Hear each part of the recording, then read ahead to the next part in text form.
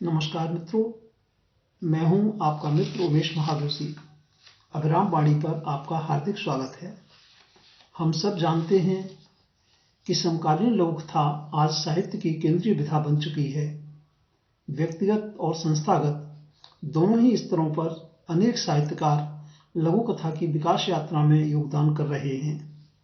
अत्यंत सुखद और सकारात्मक बात यह है कि मूल रूप से अन्य विधाओं में सृजनरत रचनाकार अपने अनुभवों, तकनीक और रचनात्मकता के साथ आज बड़ी संख्या में लघु कथा सृजन से जुड़ रहे हैं।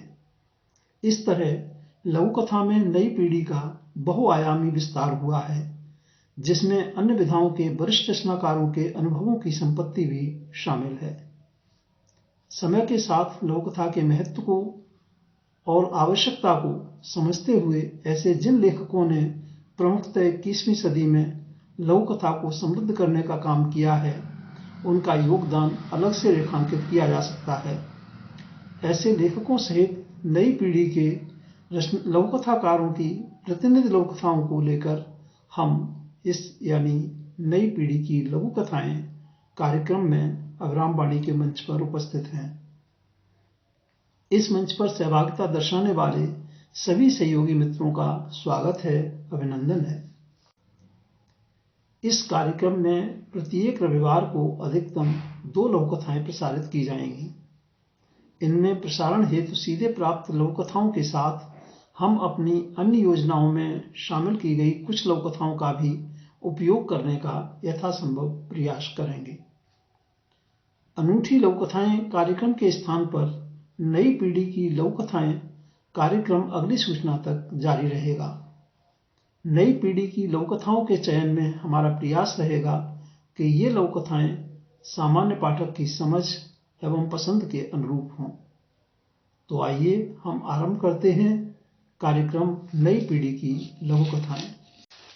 आज की प्रस्तुति में शामिल है नई पीढ़ी की एक प्रतिनिधि लघु कथा जिसका शीर्षक है प्रेरणा। सुश्री रेणुका श्रीवास्तव जी की इस लघु कथा का वाचन उमेश महादोशी मेरे द्वारा किया जा रहा है। यह लघु कथा अभिराम साहित्यिकी के अक्टूबर-दिसंबर 2022 अंक में शामिल है। तो प्रस्तुत है सुश्री रेणुका श्रीवास्तव जी की लघु कथा प्रेरणा।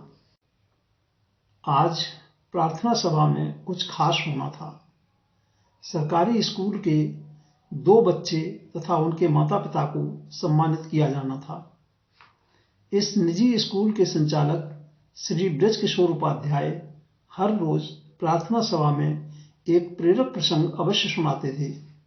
उनका भरसक प्रयास रहता था कि उनके विद्यार्थी केवल किताबी ज्ञान प्राप्त न करें बल्कि जीवन मूल्यों को भी समझें, संस्कारी और अनुशासित बनकर जीवन में बहुत आगे बढ़े।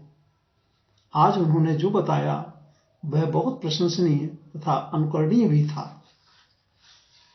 कल वे अपने एक मित्र अतुल शर्मा से मिलने उनके विद्यालय गए थे। वे वहां प्रधानाध्यापक थे। यह एक सरकारी स्कूल था।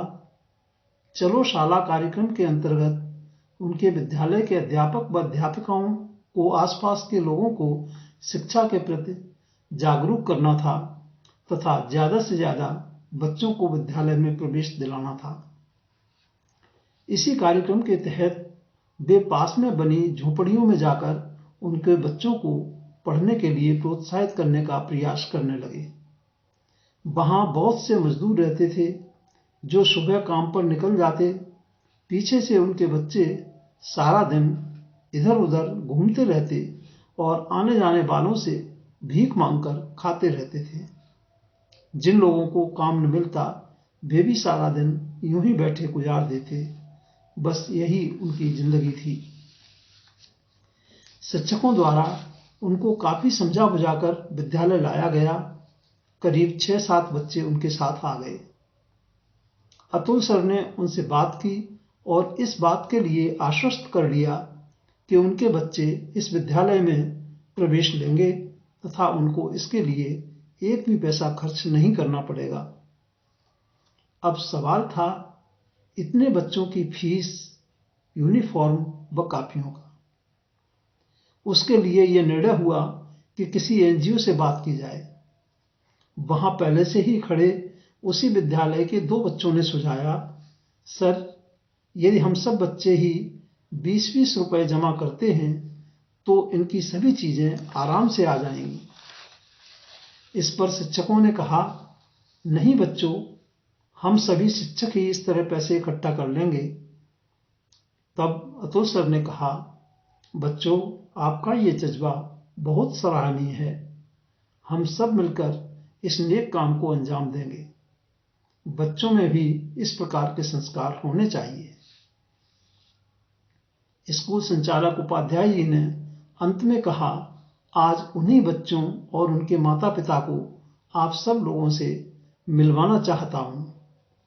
जैसे ही वे स्टेज पर आए, पूरा प्रांगण तालियों की गड़गड़ाहट से गूंज उठा। सुश्री रेणुका श्रीवास्तव जी की इस लघु कथा प्रेरणा के साथ हम लेते हैं आपसे विदा। आगामी रविवार को फिर मिलेंगे। नई पीढ़ी की लघु कथाएं कार्यक्रम की श्रृंखला को आगे बढ़ाने के लिए आप अपनी नियमित योजनाओं में सफल हों, जीवन में भरपूर ऊर्जा और उत्साह से आनंदित रहें। हार्दिक शुभकामनाएं। नमस्कार मित्रों।